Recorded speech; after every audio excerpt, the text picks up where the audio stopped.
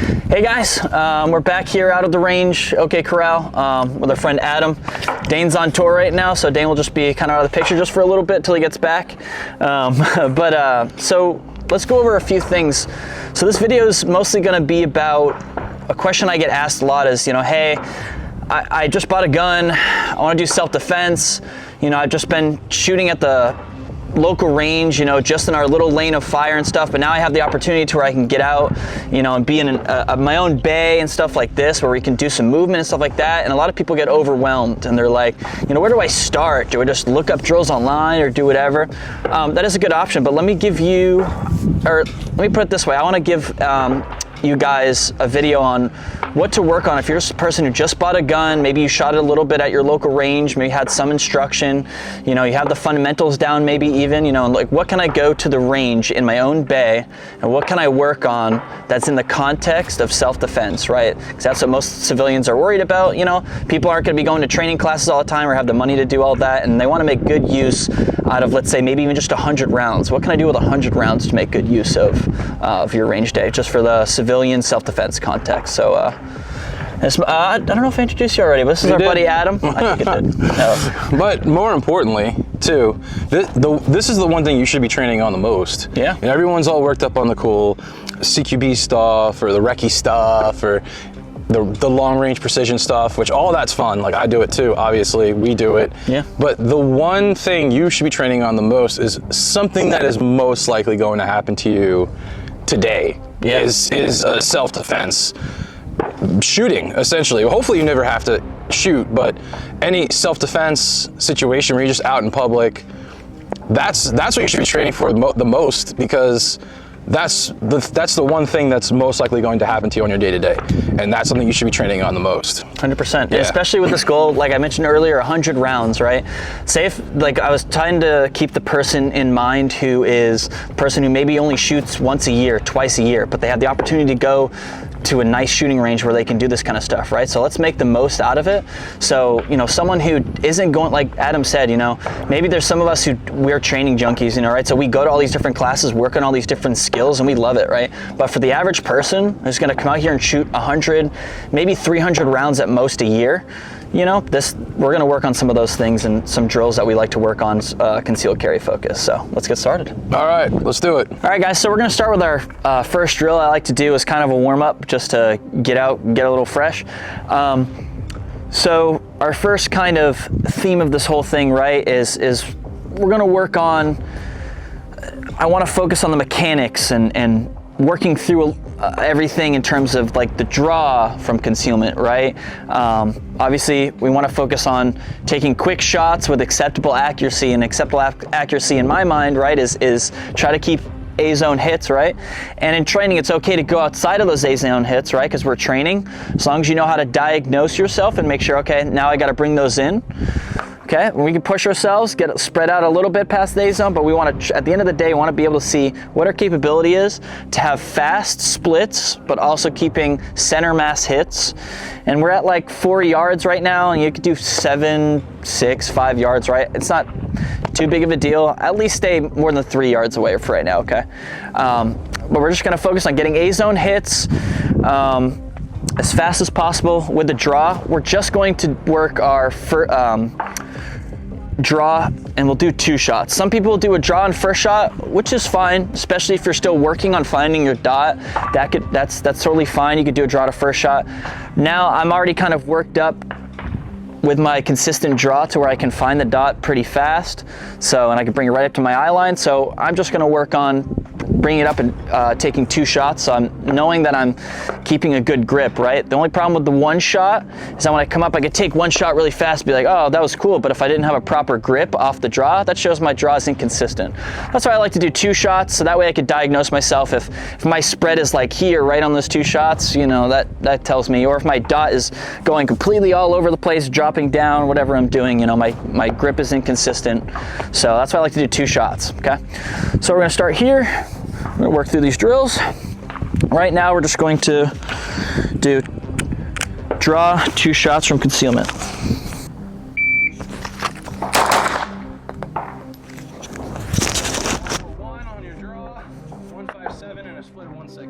Gotcha. Alrighty. Another thing to note, I like to start hands down. You can start hands up, like a surrender position. It is what it is. Just try all different positions. You know, some people will start with their arms crossed and then work their draw. Try different positions. You know, you're not always going to be like Macho Man, ready to grab your shirt, you know, when shit goes down, right? So, and sometimes you know, a lot of people think like everything's going to be right here, you know, right? But you know, sometimes you see some instances on videos where people are not involved in the actual shooting at first, or not involved in the violent encounter, and they're kind of just looking away because you're kind of disguised that you're going to draw the handgun, right? So just, my point being, just pick different starting positions with your hands just to know what it's going to feel like clearing your garment, right? And that's why the way we teach it at Spearhead is to just come up and grab a bunch of your shirt from here, right? We used to teach, and a lot of other people teach, like just grabbing the bottom of the shirt, but this might not be consistent, right? If my hands are up here, coming down to grab that piece of shirt, you might miss, right? So that's why we just grab here no matter where our hands are when we're coming, right? It always seems to be a little more consistent for us. That's just how we teach it now, is just to grab right above the gun to clear. And we bring it right up to our right shoulder, okay? But we have other videos on that. If you want another videos on specifically the draw, we can do that. But all right, let's do that again. Just 2 shots. Do a couple more of that for a warm up. On you, Adam.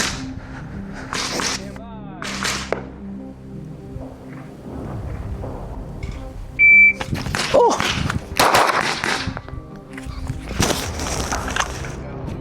Little oopsie. Hey, shit happens, right? Let's try that again.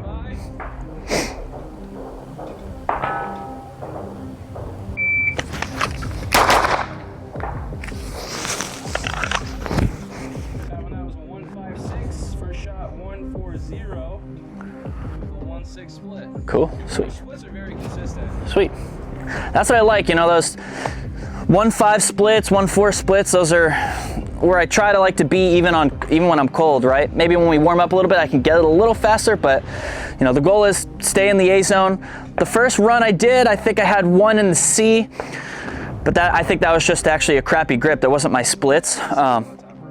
You can see it on the top right. Yeah, but that wasn't necessarily me shooting too fast. It's just me shooting too fast without a proper grip when I came out of the holster, right?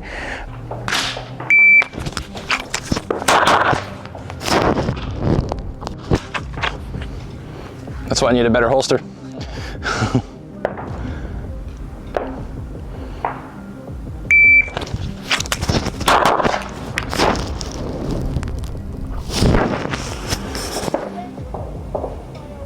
I'm shooting faster than you. Yeah. All right, I'm gonna do one more. Huh? Faster first shot too. Yeah. All right, let's see if I can get that a little bit faster.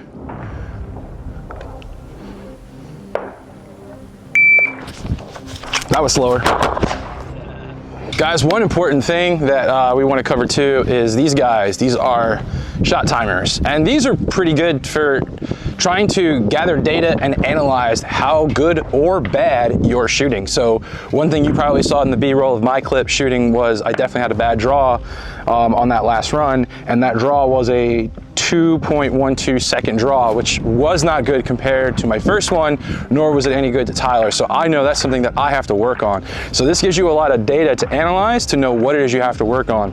What's cool about these timers is you get how many shots you've shot. So if you thought you shot 6, but this will show 7, it shows you your total time. So from the second that beep went off to when it detected the last shot, which is pretty cool, and you get your first shot. So that's gonna help tell you what your draw time was. So from the beep to when I actually pulled up, came out and got my dot, got my sight picture, and pulled the trigger was 2.12 seconds. And then my split time, which is times in between each shot, was 0.16. So it's good data to go off of to continue to understand what it is you have to improve on and what it is you're doing pretty okay at, because you want to prioritize what it is that you're not doing so good at.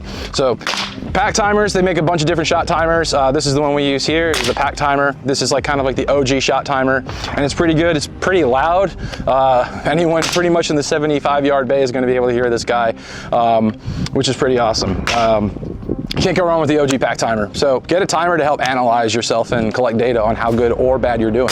All right, guys, next drill is going to be adding a reload, right? So with that said, if you guys carry a reload, whether it's a sidecar or you guys use some kind of Neomag system or you just toss it in your pocket, if you desire to carry a second reload on your person, I think it's important that you work on getting it out from whatever system you have. Like I said, whether that's a sidecar, Neomag in the pocket of some sort, or just toss around your pocket. Make sure your system works to where you're gonna be able to get it out of your pocket fast and reasonable, or in a fast and reasonable amount of time. But if you do not carry a reload, right, then you could just continue on what we were doing in the first drill, just coming up and doing 2 shots. But instead of doing 2 shots, you can draw and do a build drill, right, if your round count allows for that day. Or you could just do a Mozambique, where you could just do 2 shots, come up to the head, right, for a little bit smaller of a target area. Or you could do transitions, right, having 2 different targets, right. So what I'm gonna do here is I have it set up, empty mag, 1 in the chamber, and then a full mag in the sidecar, or as my reload, right? And I'm gonna come up, do 1 shot, reload, 2 shots. If you are on a limited round count, what I would suggest is doing the same drill, but having 2 separate targets so you can work target transitions, right? Here, we're just using 1 target. We got plenty of time. We got plenty of time to do multiple drills. But if you're relegated to only 3 or 4 drills and you're relegated to like an hour, hour and a half, I'd put 2 targets. So that way I'd come up, do 1 shot on that target, reload, and transition to the other target, right? Stuff in that kind of nature. Just add a reload in whatever drills you're doing if you don't have a way to, you don't have enough time to do a specific drill to work on the reload, okay? But here we go, we're gonna do 1, reload 2.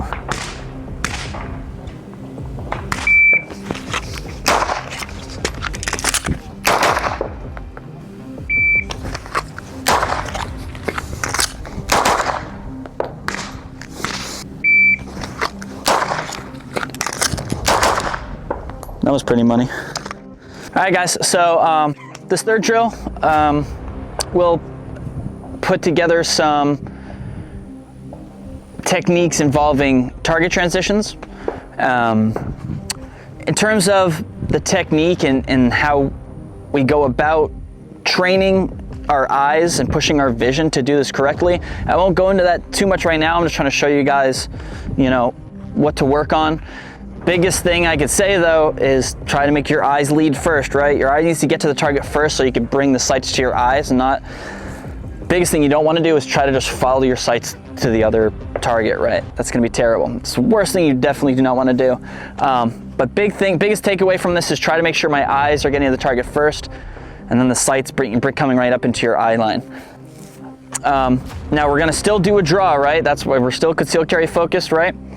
I'm not trying to get in the minutia of like, oh, this scenario, you know, this guy, I want to shoot this guy first in a self-defense situation because this guy is more of a threat, or what order I should shoot that, you know, I'm not going into all that, right? The goal is to get you proficient in the mechanics, and then hopefully when you overtrain the shooting aspect, when the self-defense situation happens, the shooting is so good that you can hopefully think on the fly and do what you got to do in the moment. And we're not going to get in the minutia of what target you should shoot first opposed to what, right? We're not going into all that, okay?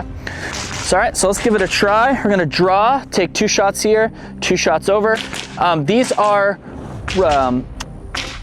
some of the A zone is covered up with kind of like a hostage or stuff like that. You don't have to do this. You can just do an open target, but you know, let's challenge ourselves a little bit and just have a little bit of a no shoot right here, okay? So a little reduced size target since we're so close, okay? All righty? You're ready. Yep. Stand by.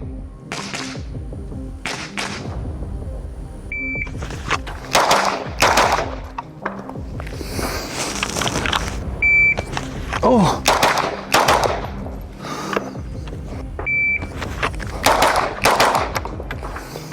The last drill we're gonna do here is gonna kind of incorporate all the stuff that we kind of warmed up with, right? If that's how we're gonna look at those first couple drills. We're basically gonna run a stage here, okay? That's why it's important. A lot of people are getting big on shooting competitions, right? And like people, the old thing used to be like, don't train competition shooting, you'll kill you in the streets, get killed in the streets type crap, right? I'm guilty of it. So, but people realize that, you know, yeah, you're not, maybe you're not thinking about utilizing cover correctly. You're doing all these specific things that, yeah, you might not do in a defensive situation, right? But you're overdeveloped. That's like what we talked about earlier. We're overdeveloping the shooting skills, the reloading skills, the actual shooting, your grip, all the stuff that's going to make you win a gunfight overall, right? So that's why it's important to even just go shooting competitions, so you get the pressure of people watching you and being under a timer, right? But also, even if we don't have time to shoot a competition today, we came after a competition. They have this nice little stage set up that we're gonna shoot, okay? So I'm not gonna go over the stage necessarily, but the point is, right, there's different kind of cover we have to navigate. A lot of it's gonna be shoot on the move, right? Big wide transitions in some cases. So this is going over a lot of what we were doing today, right? But it's putting it all together and just kind of testing us and seeing what we need to work on, okay? Stand by.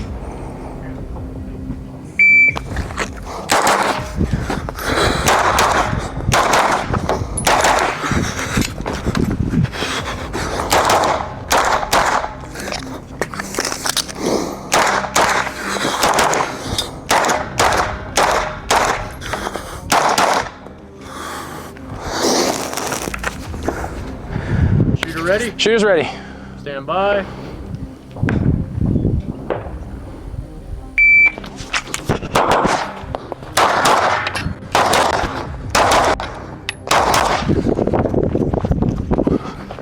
Oh. Shit. I'm out. That's why. And I don't carry sidecar. Yeah, I forgot. That didn't require. It didn't feel too bad though. Oh, okay. Yeah, that's all right. All right, guys. So that's kind of our run through of the drills we believe as civilians, newer shooters, people like that who are trying to come to a range like this and are getting overwhelmed by all the drills out there and what should I work, what should I shoot? I only have 100 rounds, or I only have an hour to work, or 2 hours to work in my given time slot for my bay, right? So this is kind of giving everyone a framework of what we like to train if we only have a limited amount of time. Again, with the goal being in mind, we're not focusing on tactics so much as just over-developing the skills of the shooting and, the draw, the reloads, transitions, just the shooting in general, right? Not that tactics aren't important, right? Tactics help win gunfights too, of course. But if you overdevelop the shooting skills first, especially if you prioritize that, if you only have 1 day of the year or 2 days of the year, that's where your priority should be. Then when you get an extra bit of money in your budget next month, maybe, now I could take a class with some guy who's got some experience doing some extra stuff. Maybe I could take a CQB class. Maybe I can go out and do a long-range precision class, or maybe I can do some competition shooting. I could do, I can get a reputable instructor that can maybe tweak and give me some tactics advice and stuff like that. But our goal, in my opinion, we'll get to Adam's in a second, but my opinion is just to overdevelop the shooting skills first as a priority if you don't have that much time and money to focus on going to all these classes, right? Overdevelop the shooting skills first and then work on the other stuff next. What do you have to say, my friend? Yeah, I mean, working on the fundamentals outside of just coming to a range like this, right? It's not just one lane, sitting, shooting your pistol, your handgun, whatever. It's muscle memory of learning to grab that shirt, grab that gun with that holster, with that gun each and every time. And I don't like always throwing, military training experience into it, but that's why a lot of the things we do is repetition, repetition, repetition, repetition. And then seeing it myself unfold, like when I went to combat, I was just doing things and I didn't realize I was even doing it because of all the times in the training that I've just done it so much and so repetitively. And that's why coming out to a place like this to train for that in that situation, when you're in a self-defense situation and that adrenaline goes up, you're gonna lose fine motor skill. Your brain's gonna be all over the place. You're gonna be panicking. So to come out here and to train it and make it become muscle memory versus just memory, now it's developed within your muscle to do it, you're going to do it a lot better, and you're probably going to save your life or someone else's life. And that's why I think it's important to come out here. And to add to these kinds of drills, we were under that 100 round count that you wanted to do. Come out here, train with 100, 200 rounds. We were way under that. I don't even think we hit 50 or 60 rounds. I don't know off the top of my head because we did some other stuff before shooting when we first came out here. But yeah, I would say probably, I'm probably right at 100 maybe. Yeah, probably just about that. Yeah, and just, man, that was just doing different takes too. And they were all good drills. They weren't just, you know, I mean, we started off by just drawing, you know, and then firing, drawing, firing. Then we were like, all right, draw, fire, transition. And then we went to doing a whole course of fire. And for me, at least, following your drills, I was under that 100 round count. And I mean, I got good training out of it. First 3 drills are 2 to 4 rounds, right? The last drill, if you run that a lot, yeah, that's gonna boost up your round count. But you know, you could even shorten this last course of fire. You know, we had what, 13 targets? You could put that down to 6 or 7 targets and work all the same thing. Right. You know? But yeah, the first drills were 2 to 4 rounds. And then that, you know, something to take into consideration would be holster consideration as well. Like the holster I'm carrying, it's junk. I have another holster coming in, but it's junk. But like I was able to know by doing this just how junk this holster is. So help test their gear. Yeah, it tells you, so you're testing your gear, so it kind of confirms me getting a new holster over the weekend was definitely a good idea, which hasn't come in yet. That's why I'm still rocking the crappy one. But it also is like, do I want to run sidecar? Do I not want to run sidecar? Me and Tyler are 2 totally different people. He runs sidecar. I used to, and it was uncomfortable for me, and I thought having a higher round count gun like the P365X Macro with 17 plus 1 rounds, I'm like, that's enough. Keep the other mag in the car. But you know, to each their own. Everyone would call me an idiot for not carrying that extra mag. It's just not for me. But for you, you're able to do it. You're able, and look how many extra rounds you're able to get out. Like you ran out. You're like, oh, I got a whole nother mag. I didn't, and I had to stop my course of fire, which means in a real life situation, if I was fighting, I would have to retreat. I'm like, I'm done. I got to get out now. For sure. You were able to stay in the fight. I'm not. So I got to get out. Yeah. And that's something to take consideration too when actually being in a situation like that. Do I fight through or do I fight my way out? For me, I'd have to fight my way out. You can fight your way through. Yeah. Just all things to consider, and that's why you come out and do courses of fire like this, because it helps you understand, if I'm in that situation, what do I do? For sure. You And know? I haven't been, I usually will carry 2 things up front here, and by that I mean I'm either going to carry a sidecar, so I have a gun and a spare mag, but I've been doing a lot this past year actually, has been carrying a gun without a sidecar and a knife here. But I'm always carrying 2 things, whether that's, you know, maybe I just want to throw the sidecar on. It takes a little more time to position my knife, get my knife on. So sometimes if I'm running out the house quick, I'll just do my sidecar. But I've been prioritizing my gun and then a knife here. That leads me to my last thing I want to say before we go. You know, I do carry a knife now. I used to not. We're going to go into that in a separate video later on. But that also leads me into, you should, on top of this stuff, you should be training some kind of martial art that involves grappling and striking, all of the above, right? Join your local martial arts gym. Not only will you lose weight, you know, work on your cardio especially, but it'll teach you how to deal with grappling situations where someone's on top of you trying to force their will upon you, and you being able to have this, building the skills to get out of that situation or impose your will on someone else who's trying to hurt you, right? So that's why I really, that's another addition to this, right? So example, Craig Douglas has kind of made this pretty popular, ShivWorks, hence the sun shirt here, but he does a lot of thumb pectoral index to deal with encounters, you know, bad breath distance, as they say, right? People who are right on top of you, right? Because you can't do some of the stuff we were doing today in that context. But Greg teaches, you know, a thumb pectoral index when you come out and draw, right? However, we didn't do any drills doing that because I suggest you go get training from guys like Craig Douglas and Brian Frias of ShivWorks, those kind of guys. There's a lot of combatives instructors now coming up that are really good guys that you can go to. But I didn't recommend doing that as one of the drills today because that can kind of be unsafe for newer shooters, because when you're dealing with bringing your firearm back here, I see too many people on videos nowadays on social media where these newer shooters, you can tell they're just kind of shooting from the hip and doing this all kind of weird stuff, and their hands out here and they're doing all this stuff that's so dangerous, right? And you need to train this kind of stuff, but you need to do it under, I think that kind of close-up shooting, you need to, before you start doing this on the live range, you need to go to these instructors so you can learn how to do it safely. But yeah, so get other training like that. Grappling will, you know, help you in a self-defense situation. Even if you're a guy who doesn't even like guns, you know, you just want to carry a knife or something. You just want to carry just pepper spray, right? At least grappling will give you, grappling and striking and all these kind of, you know, force on force martial arts that you get to train will really help accentuate all the stuff we're going today, and in the context of self-defense. So, but yeah, I think think we're all good. Yeah. Have anything else to say? Real good. Go out and train. Yeah, I know it's like at the end of every single gun tuber, but it's so important to come out, train, and it's not even just about getting in those reps. It's not even just about that muscle memory. It is the gear I bought because Lucas from T-Rex Arms told me his holster was the best. Is it actually the best? Am I going to take his word for it? Or am I going to go out and see for myself? Sure. I'm not jabbing at Lucas, by the way, but it's just when you buy gear, you got to test the gear, and that's the most important thing out of this. Is your gear good? You know, that was, and just again, last time I'll bring up my military experience was I was changing gear around all the time because in practice and in my head, I'm like, that works. And then I'd go out and train and be like, that definitely did not work. You know, do it in the training, don't do it when the situation's popped off, because it has happened to me where I changed some gear around in Afghanistan, got into a firefight, and like, that definitely didn't work. And I had to run with that for like 3 days in a firefight. And then I had to get back, change it all up, and go back to what I knew worked. But that's why you come here, to see if it works here and figure it out here and not out there where the problem's going to happen. For sure. You want it to work here, and this is where you figure it out, and this is where you collect all that data with shot timers, with your gear, with your friends. Record yourself doing it too, because if you record yourself doing it, we did a run with Tyler, and we both thought he hit a target watching the video back. He didn't.